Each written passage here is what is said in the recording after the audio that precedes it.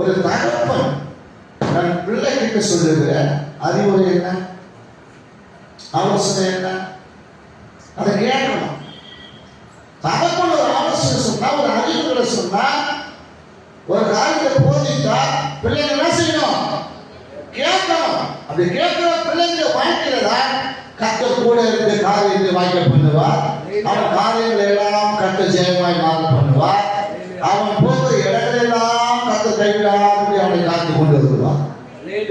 அதான் சொல்றார், என் குமாரனாகிய சாலமோனே, நீ உன் பிதாவின் தேவனை அறிந்து நீ ராஜபாகத்தில் இருக்கும் பொழுது, நீ ராஜாவா இருக்கும் பொழுது, நீ இந்த தேசத்துக்கு முழுவதும் நீ ராஜாவா இருக்கும் பொழுது, எல்லா மக்களுக்கும் நீ நன்மையா இருக்கும் பொழுது, ஆசீர்வாதமா இருக்கும் பொழுது, நீ என்ன செய்ய சொல்றாரு? உன் தேவன் உன் பிதாவாகிய தேவனை அறிந்து அவர் என்ன செய்ய? உத்தம இருதயத்தோடு உற்சாக மனதோடு சேவிப்பான்.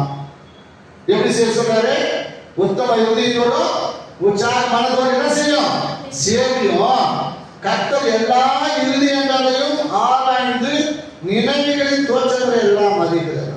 யார? கர்த்தர். யார?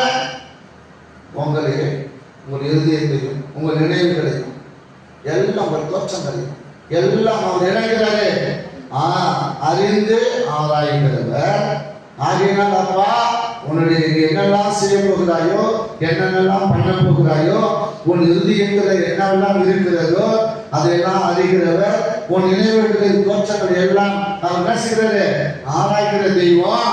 நீ அவனை தேடினால் உனக்கு என்ன செய்வாரு? தென்படுவார். நீ அவரை விட்டு விட்டார், அவரை உன்னை என்றைக்கும் என்ன செய்வாரு? கைவிடுவார் என்று தற்பிள்ளையை எச்சரிக்கிறார், புத்தி சொல்றாரு, அறிவுரை சொல்றாரு, நன்மையானது சொல்றாரு. அவன் போதிக்கிறார், போதி சொல்றாரு. நீ இதெல்லாம் ஒருவேளை செய்ய மாட்டா அவர் உன்னை என்ன செய்வாரு? கைவிடுவார். அதை போலதான் தேவனுடைய பிள்ளைகள், தேவன் அறிந்த பிள்ளைகள் முழு இருதயத்தோடு என்ன செய்ய? உத்தம இருதயத்தோடும் உற்சாகமானதோட கர்த்தரை சேவிக்கணும். ஏதோ வந்தோம், ஏதோ போனோம், சரி ஏதோ போனா கொஞ்ச நேரம் உட்காந்து வரலாம், இல்லைன்னா பாஸ் ஏதோ திட்டுவாரு, ஏதோ சொல்லுவாரு, ஏன் வரலன்னு கேட்பாரு, அதுக்காக வரக்கூடாது. அவர் யாரா இருக்கிறாரு? கர்த்தர் எல்லா இருதயங்களையும் ஆராய்ந்து நினைவுகளின் தோற்றங்கள் எல்லாம் யாராவது அறிகிறவர். நீ அவரை தேடும் பொழுது அவர் உனக்கு தென்படுவார். நீ தேட போயிட்டுனா, நீ விட்டு விட்டாங்க அவரும் உன்னை கைவிட்டு போயிடுவார். அதுக்கு நாம தேவனை செவிக்கு வரக்கூடாது.